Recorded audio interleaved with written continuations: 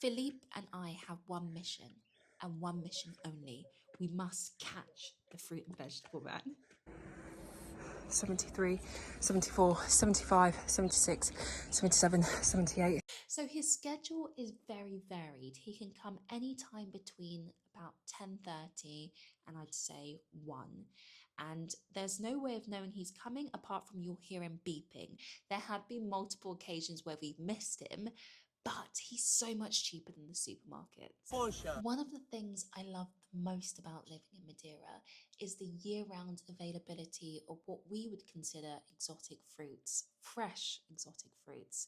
I've shown you multiple farmers markets and places where you can get local produce, and I've even tried to start my own garden and failed multiple times. I was very embarrassed to post it online because I felt like I'd made like this grand statement and it just didn't go to plan. So I think I should show you some of my multiple failed attempts. So the corns aren't looking quite right.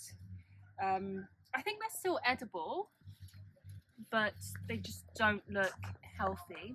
Anyway, let's harvest the first crop together. Neighbours are having a little party, but okay, let's see. I want a big one because we have to make sure that it pollinated properly. Philippe, what are you doing? All right. So that was really easy to take off. We've got some browning here. To be honest, it might be an insect. I'm not too sure. Yep. It's like, I think it's like eggs. Should we not eat these? We have to eat it. I spent so long growing them. No, wait. We have to see the reveal. Come on. Pretty excited. I'm really hopeful that all the kernels are fully formed. It's not looking like it is. Look, I can already see that it's kind of only half full. Okay. It's all right. That's a little bit disappointing. Come on. It's supposed to go all the way up to Can here. you not eat it before it's fully formed?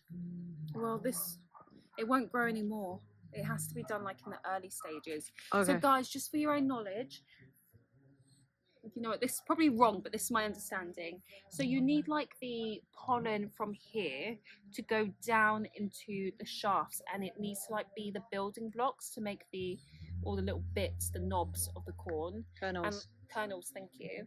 And I guess it just didn't get enough, but it's not bad. All right, let's try another one. They've been playing this music for the past 3 hours. So yeah. Oh, this is another tiny one. Yeah. Okay, if anyone has any tips, yep, and I'm missing quite big segments of it. I mean, they're quite clearly dead. I love having a garden and space to grow things, but the upkeep has been quite challenging for me. The weeds, I cannot get them to stop growing. It doesn't matter how often I pluck or uproot them, they just come back. I wish my vegetables would grow this quickly. What I'm doing now out of sheer desperation is I've just put tarp everywhere, because I saw loads of comments where you guys were saying just put cardboard, anything that will block out the sun and water should hopefully kill the weeds. So I'm trying. There's still loads of areas that need to be covered, but it's a start. It's kind of a start.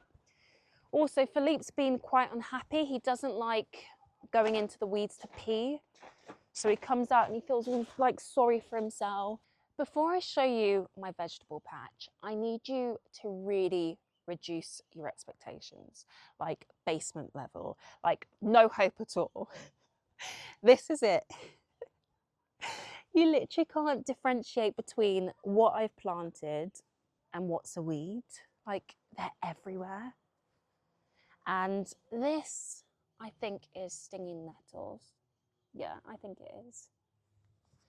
The only thing that's thriving, which won't surprise anyone, is the sweet potatoes.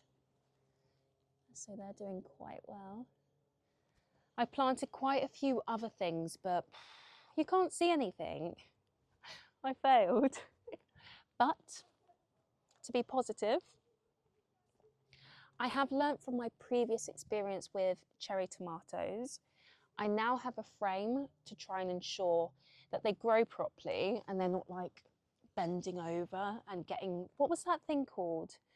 Was it powdery mildew? I have to show you the plant I'm most excited about. This is called sweet cucumber. So what I did is I translated the Portuguese name into English and then I Googled it, and apparently it tastes like a cantaloupe. So I thought that's quite interesting. And as you can see, it's flowering. And look, oh, I didn't notice this before, but it's starting to attach itself to the structure, which is actually, that's amazing. I haven't done that. That's completely natural. I'm really excited about this plant, so please pray for me that I don't kill it. But I've never come across anything like this before, and I haven't seen it in the supermarkets. You might be thinking it was a bad idea to start a garden in December. Actually, technically I planted all of this in November, but I observed all my neighbours have started working on their gardens, and my motto now is if I see locals doing it, I'm going to try to, because obviously they know best. See you next time. Ciao. Bye.